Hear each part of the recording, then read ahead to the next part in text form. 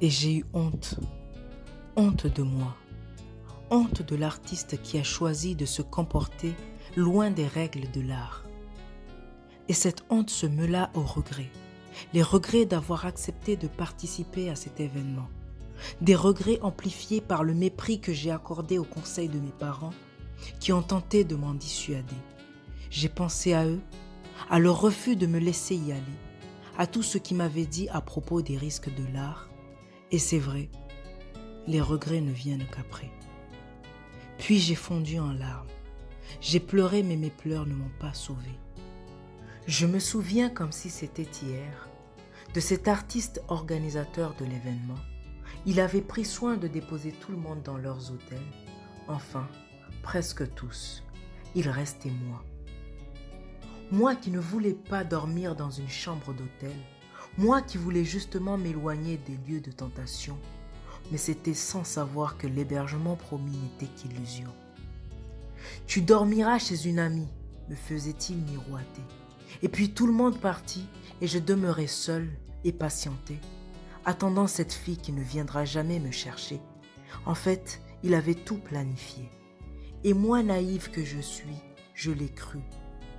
Le sommeil hurla un lit, et lui se désola de ne pas réussir à joindre la fille qui soi-disant devait m'héberger chez elle. Et comme par hasard, il ne reste qu'une solution, le suivre dormir chez lui. Lui, c'est cet organisateur. Organisateur, mais pas que de l'événement pour lequel j'ai pris l'avion. Voyage qui va me coûter cher, puisqu'arrivé chez lui, il faudra que je paie de ma chair. Chez lui, il m'offrit son lit et s'en alla dormir à côté. Mais pas pour longtemps, puisque dans la nuit, il se jeta sur moi. Il me força à lui offrir mon corps et ma force de résistance céda à la sienne. Crois-tu que je t'ai payé un billet d'avion pour rien? Voilà que son billet d'avion, c'était pour qu'il vienne s'envoyer en l'air. Ce n'était donc pas seulement l'artiste qu'il voulait en moi.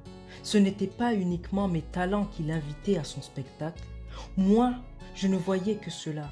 Lui, je l'avais idéalisé, suffisamment pour ne pas penser qu'il allait me violer.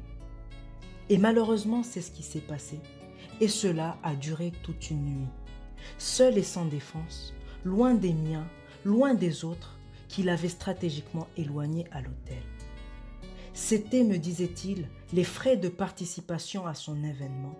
Il disait que c'était le prix à payer pour participer à l'événement et que j'avais intérêt à me taire, m'enjoignait-il avec insistance.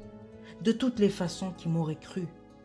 Après tout, mon cas n'était sans doute pas unique dans ce milieu de l'art.